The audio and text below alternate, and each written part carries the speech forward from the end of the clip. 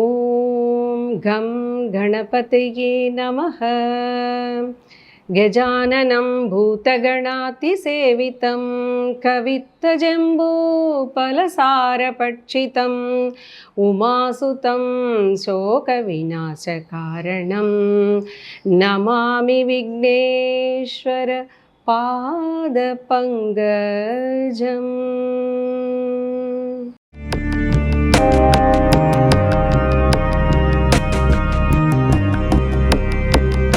இப்போ நம்ம ரொம்ப கஷ்டப்பட்டு உழைச்சி ஒரு பிஸ்னஸ் பண்ணுறோம், அதில் முன்னுக்கு வந்துட்டுருக்கோம். அப்படி வரும்போது நம்மளை நம்ம வாழ்க்கையில் முன்னுக்கு வர்றோங்கிறது தெரிஞ்சு நமக்கு சில எதிரிகளால் பல தொல்லைகள் வருது. வாழ்க்கை எவ்வளோ பிஸ்னஸ் நம்ம சொந்த உழைப்பை போடுறோம், முன்னேறுறோம், அப்படி பண்ணால் கூட அந்த எதிரிகளோட தொல்லைங்கிறது வாழ்க்கையிலையும் சரி நம்ம தொழிலையும் சரி அது ரொம்ப பெரிய சவாலாக இருக்குது குருஜி. இதை எப்படி நம்ம ஃபேஸ் பண்ணலாம்?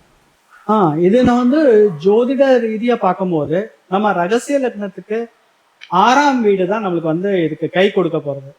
6ஆம் வீடு எல்லாமே நோய் அப்படின்னு சொல்லுவாங்க. ஆனால் இங்கே 6ஆம் வீடு தொழில் சம்பந்தமான 6ஆம் வீடாக நம்ம பார்க்கணும். 6ஆம் வீடு நம்மளுக்கு பலமாக இருந்தால் மட்டும்தான் நம்மளுடைய எதிரிகளை ஜெயிக்க முடியும்.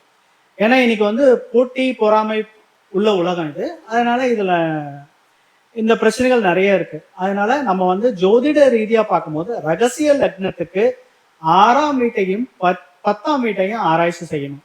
இது தொழில் ரீதியான எதிரிகளை சமாளிக்கிறதுக்கு என்ன கிரகங்கள் நம்மளுக்கு 6ஆம் வீட்டுல இருக்கோ அந்த கிரகத்தோட பலத்தை நம்ம அதிகப்படுத்த முயற்சி பண்ணணும். அந்த கிரகத்தை நம்ம பிரார்த்திக்கணும். அதே மாதிரி 10ஆம் வீடு தான் நம்ம ஜீவனஸ்தானம். அந்த 10ஆம் வீட்டையும் நம்ம தீவிரமா ஆராய்ச்சி பண்ணி அதுல இருக்க கிரகங்களை பத்தியும் நம்ம படிச்சு தெரிஞ்சுக்கணும். அது இப்போ நம்ம ஜோசியர்கிட்ட சொன்னாலே அவங்களே பார்த்து இதெல்லாம் சொல்லுவாங்க.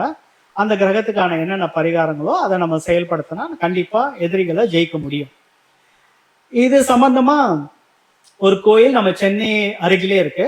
அதாவது உத்திரமேரூர்ன்ற ஊர்ல இருக்கு முருகன் கோயில். அந்த கோயில்ல போயும் நீங்க இந்த சத்ரு சம்ஹாரம் யாகம் அந்த மாதிரி ஏதாவது பண்ணீங்கனாலே உங்களுக்கு ஒரு மன தெம்பு கிடைக்கும். அதை நீங்க கண்டிப்பா எதிரிகளை ஜெயிக்க முடியும். இந்த உத்திரமேரூர் முருகன் கோயிலை பத்தி நம்ம ஜெயஸ்ரீ மேடம் கொஞ்சம் விளக்கமாக சொல்லுவாங்க. இப்போ உத்திரமேரூர்ல இருக்கிற அந்த சுவாமி பேரு பாலசுப்ரமணிய சுவாமி. அந்த முருகனோட பேர் பாலசுப்ரமணிய சுவாமி. அவர் அந்த கோவில் பாத்தீங்கன்னா அந்த ஊரே ரொம்ப பழமையான ஊர்.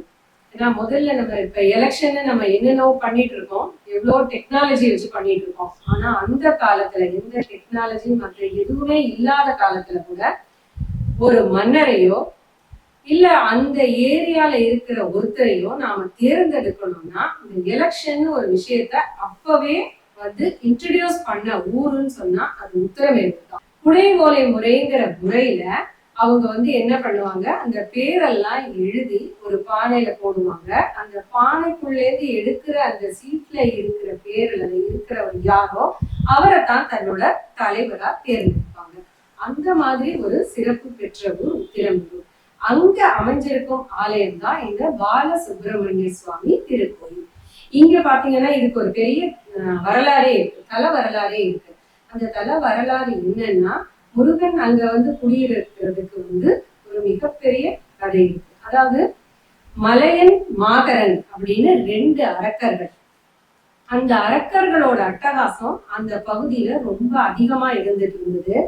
அப்பங்க காசியப்பர்னு ஒரு முனிவர், அந்த முனிவர் அங்க தவம் பண்ணிட்டு இருந்தாரு. சில யாகங்களை பண்ணணும்னு பெருமுயற்சி எடுத்து அந்த யாகங்களை அங்க பண்ணிட்டு இருந்தாரு. ஏன்னா அந்த யாகங்கள்லாம் அவர் பண்ணும்போது அவருக்கு நீண்ட காலங்கள் தேவைப்பட்டது. அந்த காலங்கள்ல இந்த யாகங்களை நடத்தி முடிக்கிறதுக்கு இந்த மலையனும் மாகரனும் ரொம்ப தொல்லை கொடுத்துட்டு இருந்தாங்க காசியப்ப முனிவர். காசியப்ப முனிவர் ரொம்ப பொறுமையோட இருந்து பார்த்துட்டு அதுக்கப்புறமும் முடியலைங்கவும் அந்த கடம்பநாதர் கோவில்னு ஒண்ணு இருக்கு. அந்த செய்யாறு ஆறுகிட்ட ஒரு பாலம் இருக்கு. அந்த பாலத்துக்கு பக்கத்துல ஒரு கோவில் இருக்கு. அங்க சிவபெருமான் கடம்பநாதரா இருக்காரு. அந்த கடம்பநாதர் கிட்ட போய் காசியப்ப முனிவர் என்ன பண்றாரு, வேண்டிக்கிறார். சிவபெருமானே, நான் இந்த மிகப்பெரிய யாகத்தை நடத்தி முடிக்கணும்னு நினைக்கிறேன். ஆனா இந்த அரக்கர்கள் 2 பேரும் என்னை செய்ய விடாம பண்றாங்க. இதுக்கு நான் என்ன பண்ணட்டும், நீங்க தான் என்னை காத்தருள வேண்டும்னு வேண்டிக்கிறாரு. அப்படி வேண்டிக்கும் போது சிவபெருமான் சொல்றாரு, அசரீரி வாக்கா சொல்றாரு, நீங்க போய் உங்கள் யாகத்தை தொடருங்க, நான் வந்து என்னோட இளைய மகனான முருகனை அனுப்பி அந்த அரக்கர்களை நான் சம்ஹாரம் பண்றேன் அப்படின்னு சொல்லி அனுப்பிறாங்க. காஷ்யப முனிவரும் போய் தன்னோட யாகத்தை தொடர்ந்து நடத்திட்டே இருக்காரு. அதுக்கப்புறம் என்ன ஆகுதுன்னா, சிவபெருமான் வந்து முருகனை கூப்பிடுறாரு. முருகனை கூப்பிட்டு சொல்றாரு, இந்த மாதிரி மலையன் மாகரன் 2 அரக்கர்களோட அட்டகாசம் இந்த பகுதியில ரொம்ப அதிகமா இருக்கு. அங்க காஷ்யப முனிவர் வந்து யாகம் பண்ணிட்டு இருக்காரு. அந்த யாகத்தை காத்தருள வேண்டியது உன்னோட பொறுப்பு அப்படின்னு சொல்லி அனுப்புறாரு. முருகப்பெருமானும் அப்படி சிவபெருமான அனுப்பும் போது சிவபெருமான் கையில ஒரு மிகப்பெரிய வாளையும் தன்னோட சக்தியா கொடுத்து அனுப்புறாரு சிவபெருமான். அந்த வாளை வாங்கிட்டு முருகப்பெருமானும் என்ன பண்றாரு, நேரா காஷ்யப முனிவர் இருக்கிற இடத்துக்கு வர்றாரு, அந்த யாகம் பண்ற இடத்துக்கு வர்றாரு. அப்படி வந்து அவர் இருக்கிற ஊரு தான் உத்திரமேரூர். இப்போ காஷ்யப முனிவர் வந்து யாகம் பண்ற இடம் இன்னொரு இடம். என்னன்னா, அது ஒரு மிகப்பெரிய வனப்பகுதியா இருந்தது. அதனால அந்த வனப்பகுதியில காஷ்யப்பருக்கு எந்த இடம் தேவையோ அந்த இடத்தை தேர்ந்தெடுத்து அந்த இடத்துல பண்ணிட்டு இருந்தாரு. இப்போ உத்திரமேரூர் அந்த இடத்துல இருந்து முருகப்பெருமான் என்ன பண்றாரு, காஷ்யப்பரோட வேள்வியை காக்கிறதுக்கு தன்னோட வேலை அனுப்புறாரு. வேலை அனுப்பி அந்த வேல் வந்து காஷ்யப முனிவரோட யாகத்தை காக்கும். அவருக்கு ஒரு வேலியா இருந்து அந்த யாகத்தை காக்கும். அந்த வேல் எப்படி யாகத்தை காக்குதுன்னா, வெளியில நின்று யாகத்தை காக்கல, பூமிக்கு அடியிலேருந்து அந்த யாகத்தை காக்குது. அதுக்கப்புறம் இங்க வந்து முருகன் என்ன பண்றாருன்னா, முதல்ல எடுத்த உடனேயுமே நம்ம அரக்கர்களை வந்து வதம் பண்றதுங்கிறது சரியில்லை, அவங்களுக்கு முடிஞ்சா நம்ம புத்திமதி சொல்லி பார்ப்போம் அப்படின்னு மலையனையும் மாக்கரனையும் கூப்பிட்டு, இந்த மாதிரி எல்லாம் நீங்க பண்ணக்கூடாது, ஒரு முனிவர் அவர் இந்த உலகம் நன்மையா இருக்கணும் அப்படிங்கிறதுக்காக வேள்வி நடத்துறாரு, அந்த வேள்வியை நீங்க நடத்த விடுங்க, அப்படி இல்லைன்னா நீங்க வந்து என்னால் வதம் செய்யப்படுவீர்கள் அப்படின்னு சொல்றாரு. அப்படின்னு சொன்னாலும் ஆனா அவங்க 2 பேரும் நாங்க மிகப்பெரிய பலசாலிகள், எங்க பலத்துக்கு முன்னாடி நீங்க ஒண்ணும் பண்ண முடியாது, அதனால நாங்க பண்றத பண்ணுவோம்னு சொல்லிட்டு திரும்பவும் போய் காஷ்யப்பருக்கு ரொம்ப தொல்லை கொடுக்குறாங்க. அப்படி தொல்லை கொடுக்கும் போது முருகப்பெருமான் சிவபெருமான் கொடுத்த அந்த வாளால மலையனையும் மாகரனையும் 2 பேரையும் சிரச்சேதம் பண்ணிடுறாரு.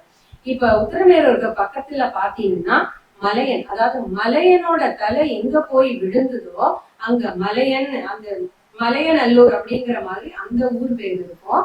மாகரனோட தலை எங்க போய் விழுந்ததோ மாகரல்னு இன்னைக்கும் அங்க ஒரு ஊர் இருக்கு பக்கத்துல, அந்த ஊர்ல தான் மாகரனோட தலை போய் விழுந்த இடம். இப்படி இந்த மாதிரி ரொம்ப சிறப்புகள் வாய்ந்த இடம்.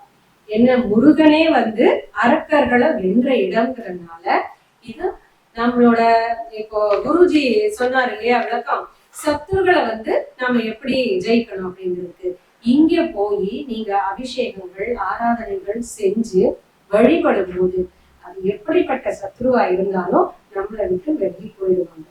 இதுதான் இந்த கோயிலோட மிக சிறப்பான ஒரு விஷயம். ரொம்ப நன்றி ஜெயஸ்ரீ மேடம், உங்களுடைய விளக்கங்கள் ரொம்ப சிறப்பா இருந்தது.